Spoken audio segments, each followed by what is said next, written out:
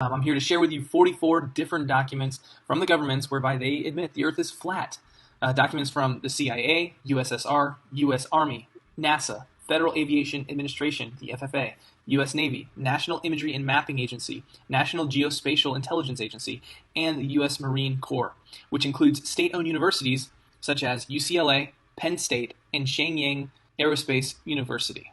Government admits flat Earth document number 1, put out by the CIA, whereby it looks like they stole it from the USSR, and this document was created, appears to be sometime around March of 1957, and you'll notice that in the bottom left-hand corner you'll see the title of the document, the author, if there is one cited, unless there's a ton of them, and I'm not going to list them all, and then you have the URL of this document, so if you want to go download it yourself, you're able to.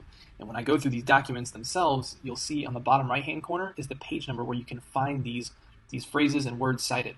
So beginning with page 19 of 100 for this dissertation, there's the brightness of the firmament. The firmament is a biblical term which is mentioned in Genesis chapter 1 8 different times, and beginning with verse 6.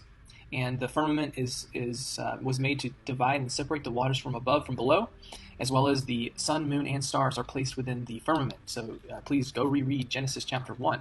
The firmament is also mentioned on page 20.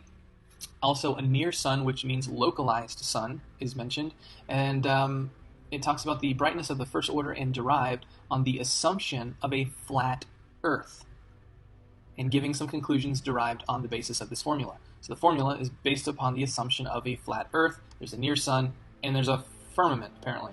Government admits flat Earth, document number 2. Propagation of electromagnetic fields over flat Earth. You'll notice that on page 7, it says flat idealized Earth. On page 17, flat Earth. Page 18, flat Earth. Page 28, flat Earth. Page 35, flat Earth. Government admits flat Earth, document number 3, from the U.S. Army, titled An Energy Budget Model to Calculate the Low Atmosphere Profiles of Effective Sound Speed at Night. There's an image in the document where it shows a near and localized sun, corpuscular rays, and a flat Earth. And that again is on page 10. And then if you go to page 16, you see the word flat Earth. Government admits flat Earth, document number 4, put out by the United States Army, titled Computationally Efficient Algorithms for Estimating the Angle of Arrival of Helicopters Using Acoustic Arrays. Let's see what it has to say. On page 17, it says flat Earth. Page 30, flat Earth model. Page 31, flat Earth. Page 35, a flat Earth. Government admits flat Earth, document number 5. This one is from United States Army, titled Adding Liquid Payloads Effects to the 6DOF Trajectory of Spinning Projectiles. Let's see what it has to say. On page 7, it says, Assume a flat Earth. These equations assume a flat Earth. Government admits flat Earth, document number 6. This is put out by the United States Army. In fact, it's the same author as document number 5, Gene R. Cooper. And in fact, the title is almost eerily the same. Though what we'll find is that he didn't make any corrections for assuming a flat Earth. But let's read the title. Trajectory Prediction of Spin-Stabilized Projectiles with a Steady Liquid Payload. What does it say? Page 10. It says, these equations assume a flat Earth. Why would you assume a flat Earth if you're on a spinning ball? Government admits flat Earth, document number 7, put out by NASA in August of 1988, derivation and definition of a linear aircraft model. What does it have to say? Let's see here. Well, starting with page 6, it says, this report details the development of the linear model of a rigid aircraft of constant mass flying over a flat, non-rotating Earth. It goes on to say on this same page, by defining the initial conditions of the nominal trajectory for straight and level flight and setting the asymmetric aerodynamic and inertia terms to 0, one can easily obtain the more traditional linear models from the linear model derived in this report. On page 35, it says this report derives and defines a set of linearized system matrices for a rigid aircraft of constant mass flying in a stationary atmosphere over a flat, non-rotating Earth. On page 55, it says based on assumptions of symmetric mass distributions, symmetric aerodynamics, and straight and level flight. And then on page 102, this report documents the derivation and definition of a linear aircraft model for a rigid aircraft of constant mass flying over a flat, non-rotating Earth. Government admits flat Earth, document number 8, put out by NASA, titled General Equations of Motion for a Damaged Asymmetric Aircraft. And on page 2, it states, in this paper, the rigid body equations of motion over a flat, non-rotating Earth. Government admits flat Earth document number 9, put out by NASA, titled Predicted Performance of a Thrust-Enhanced SR-71 Aircraft with an External Payload. This was put out in June of 1997. And it states non-rotating Earth. Right there, page 10. And this SR-71 Blackbird has a top speed of 2,193 miles per hour. And it doesn't have to account for the rotation of the Earth, the Coriolis effect, the alleged Coriolis effect, or even the curvature of the Earth at 2,193 miles per hour. Certainly would have to if it existed, unless it was flying over a flat, non-rotating Earth. Government admits flat Earth document number 10, put out by the Federal Aviation Administration in conjunction with a company named MITRE. It's derivation of a point mass aircraft model used for fast time simulation. This is from April 2015. It says, assuming a flat, non-rotating Earth, page 7. Government admits flat Earth document number 11, put out by NASA in conjunction with the University of Kansas. They contracted KU to do this work with them, and it was put out June of 1971. It is titled A Method for Reducing the Sensitivity of Optimal Nonlinear Systems to Parameter Uncertainty. Let's see what it has to say. Page 14. It says the idealizing assumptions made are the following. Number 2 is a flat, non-rotating Earth. Government admits flat Earth document number 12, put out by NASA. It is titled Calculation of Wind Compensation for Launching of Unguided Rockets. And on page 8 and 10, we have a diagram, as well as it states the missile position in space is computed relative to a flat, non-rotating Earth. Government admits flat Earth document number 13, put out by NASA, December of 1987, titled User's Manual for Linear A Fortran Program to Derive Linear Aircraft Models. And it states on page 16, a rigid aircraft flying in a stationary atmosphere over a flat, non-rotating Earth.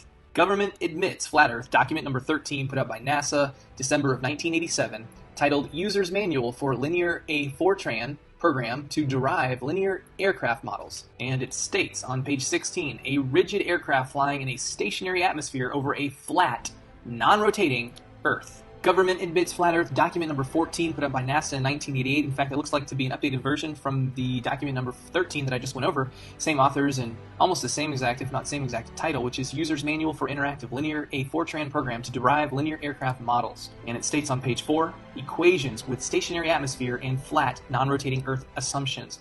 Same thing as in document 13, same authors, basically same title. They didn't make any adjustment.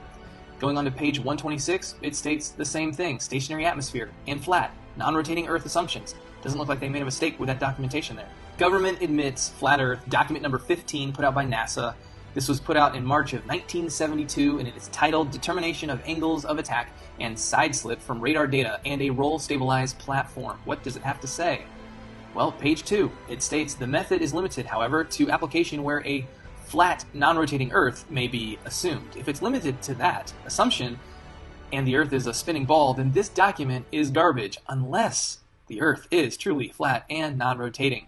Government admits flat Earth document number 16, put out by NASA. It's titled U.S. Standard Atmosphere. What does it have to say? Well, on page 22, it says, for the accuracy required in this document, it suffices to treat the surface as an ellipsoid whose flattening ellipticity. That means they had to flatten the globe. Why would you have to do that? For accuracy, maybe because the Earth is flat. Government admits flat Earth document number 17, put out by NASA in December of 1991, titled An Aircraft Model for the AIAA Controls Design Challenge.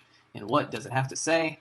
On page 13, it states the flight dynamics of a rigid aircraft flying in a stationary atmosphere over a flat, non-rotating Earth. Government admits flat Earth document number 18, put out by NASA. This was in December of 1978, titled Investigation of Aircraft Landing in Variable Wind Fields. And what does it have to say?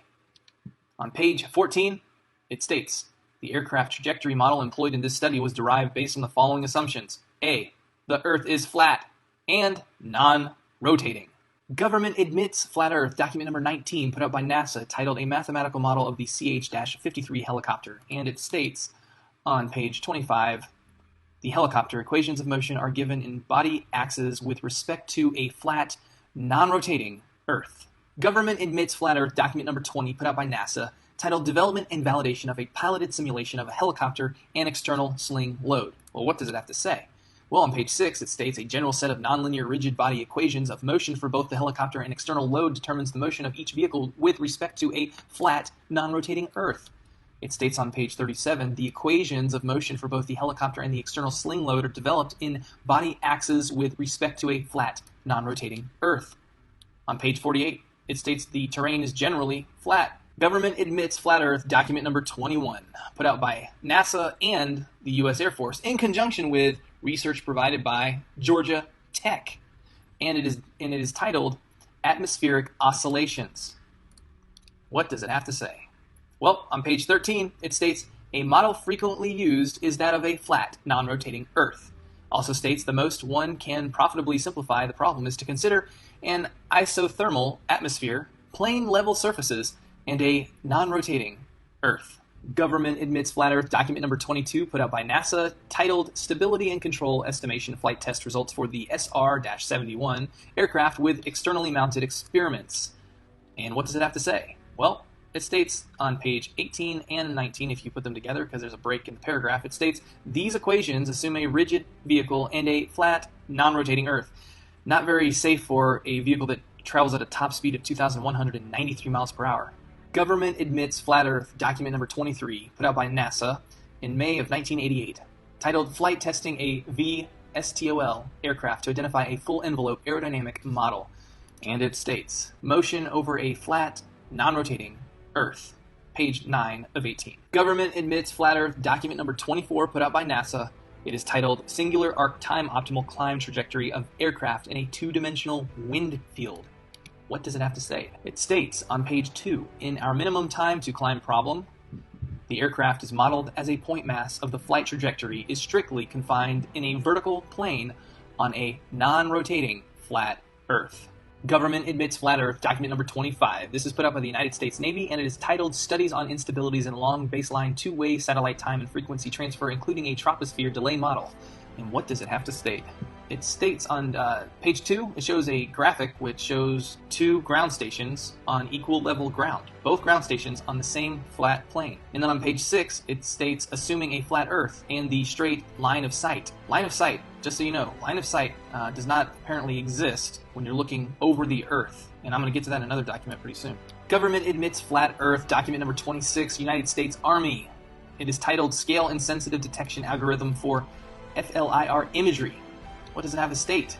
It states that in other scenarios, only the range to the center of the field of view and depression's angle is known, so that a flat Earth approximation provides the best estimate. That is page 6 of 22. Government admits flat Earth, document number 27, put out again by the United States Army, and it is titled User Manual for the Microsoft Windows edition of the Scanning Fast Field Program, version 3.0. What does it have to say? Well, it says on page 45 of 47, this model works over a flat and non-turbulent atmosphere. Government admits flat Earth, document number 28, put out by the United States Army, titled Path Loss Measurements in a Forested Environment at VHF. And what do we have to find in here? But it states on page 8, flat Earth, page 16, over a flat Earth, page 17, over flat Earth, page 18, over flat Earth, page 19, over flat Earth, page 20, based on flat Earth. Theory, not a theory, it's fact. Page 23, over flat Earth. Page 25, flat Earth. Page 26, flat Earth. Page 35, over flat Earth. Over flat Earth, stated twice. Government admits flat Earth, document number 29.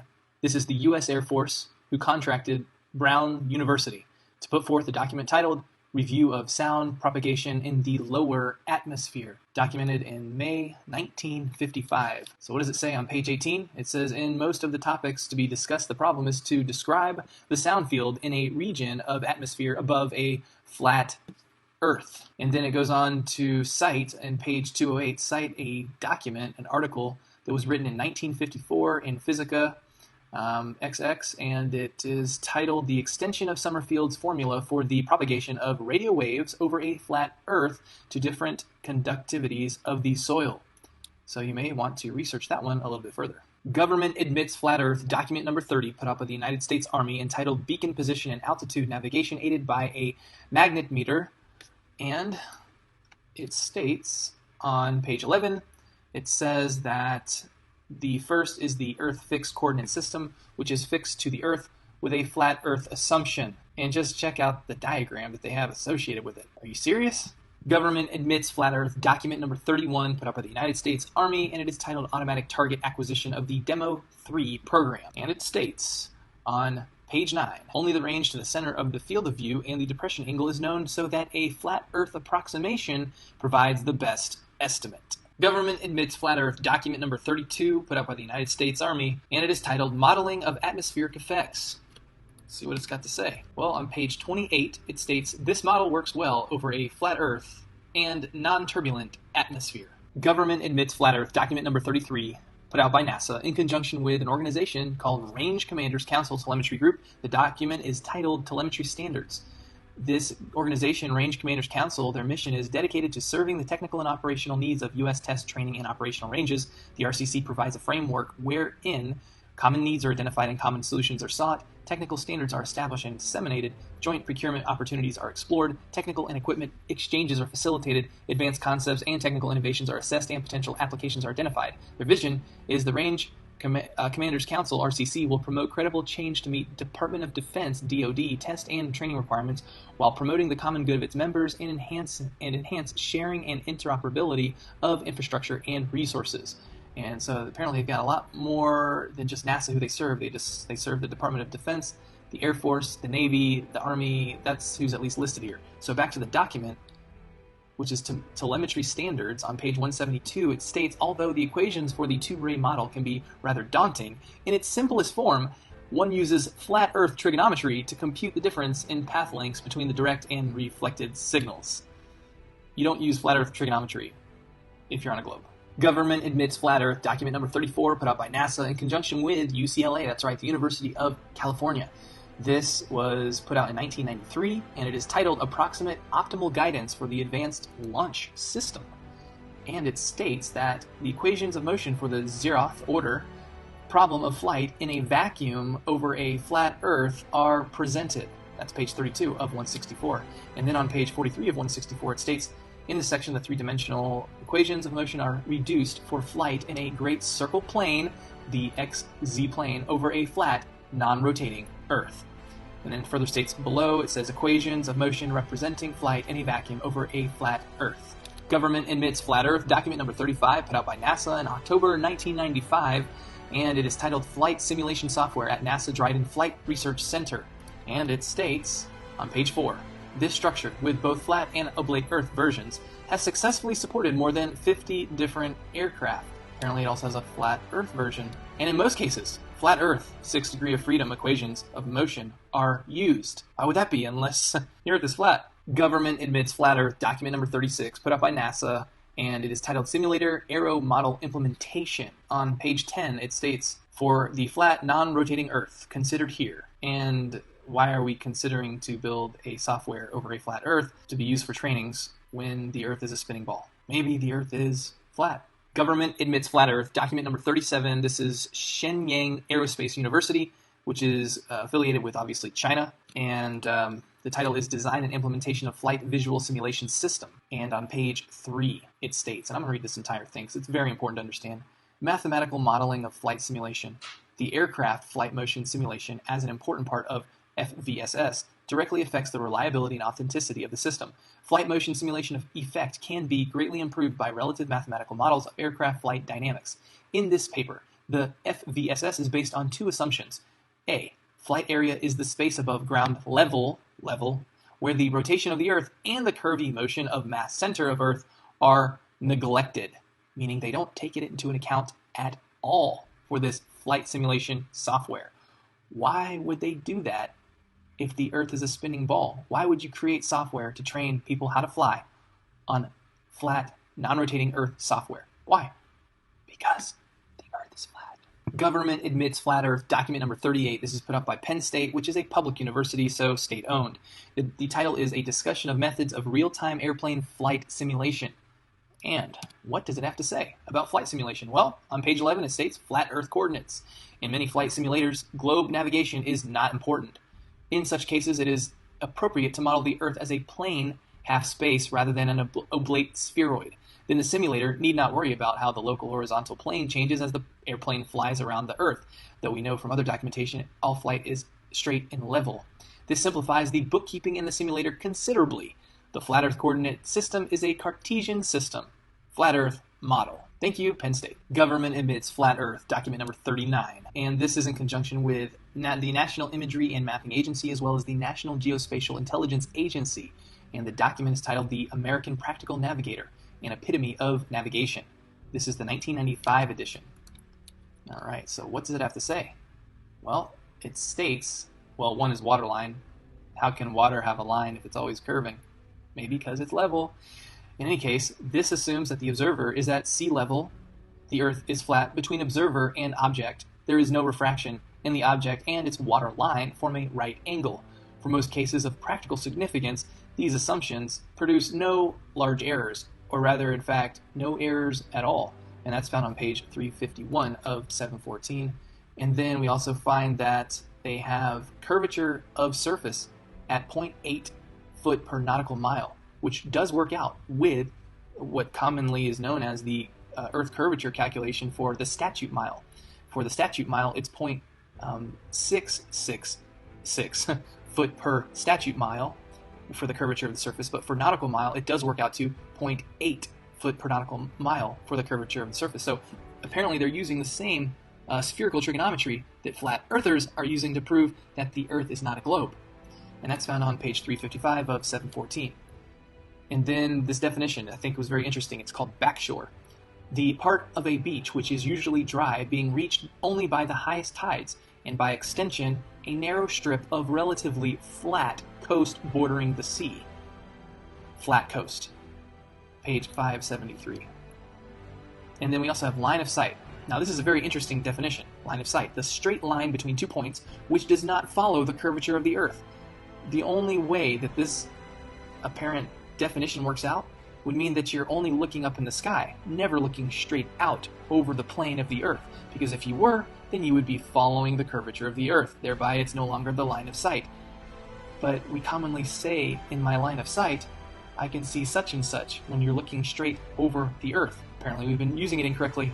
Government admits flat Earth, document number 40, put out by the United States Army in November of 1969, titled The Production of Firing Tables for Cannon Artillery, Ballistic Research Laboratories, in Aberdeen Proving Ground, Maryland. And what does it state right off the get-go on page 10? MSL equals mean sea level. What does sea level mean?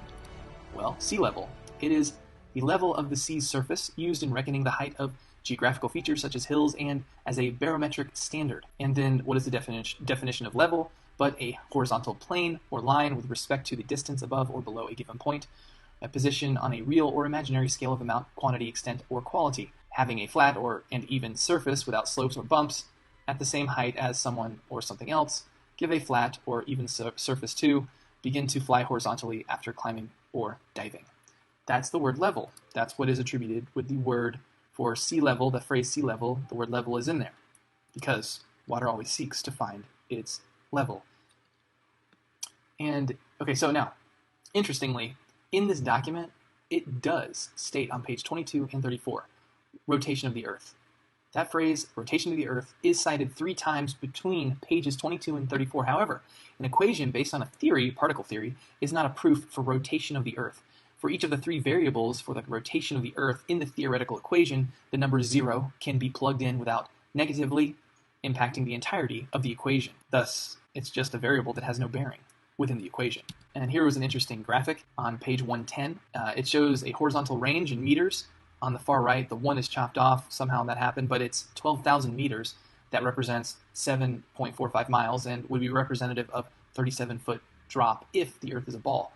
But Earth curvature is not necessary for calculating ballistic artillery. They put it on a horizontal range. No curvature. Government admits flat Earth. Document number 41, put out again by the United States Army, April 2016, titled Field Artillery Manual Cannon Gunnery. What do they have to say? Well, no rotation of the Earth. That is standard conditions. No rotation of the Earth. That's on page 175.